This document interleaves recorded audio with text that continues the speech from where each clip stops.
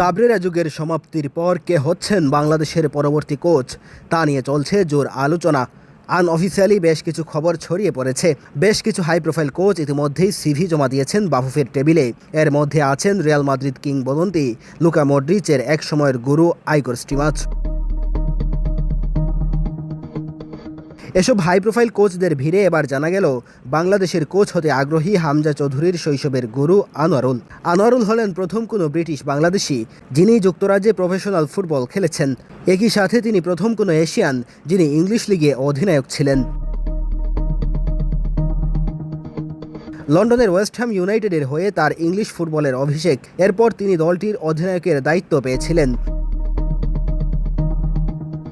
তার দল 1999 সালে এফএ যুব কাপে চ্যাম্পিয়ন হয়েছিল।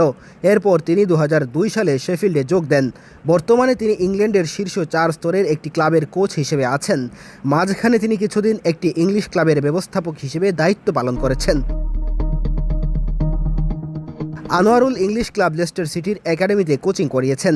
সেখানেই তার কাছ থেকে প্রশিক্ষণ নেন বাংলাদেশের সুপারস্টার হামজা চৌধুরী। আনোয়ারুল শুধু ক্লাবেই কোচিং করে থেমে থাকেননি। প্রথম কোনো দক্ষিণ এশিয়ান হিসেবে কোচিং করিয়েছেন ইংল্যান্ডের সি দলে, যাদেরকে ভাবা হয় ইংল্যান্ডের ফিউচার ট্যালেন্ট। যারা মূল দলে খেলার জন্য থাকেন অপেক্ষায়, মূলত তাদের নিয়েই সি দল গড়া হয়ে থাকে। 2022 সাল থেকে ইংল্যান্ডের সি দল নিয়ে কাজ করেছেন আনোয়ারুল। সম্প্রতি একজন সাংবাদিককে জানিয়েছেন তিনি বাংলাদেশ দল নিয়ে কাজ করতে আগ্রহী। সেজন্য বাফুফের কাছে জমা দিয়েছেন সিভি।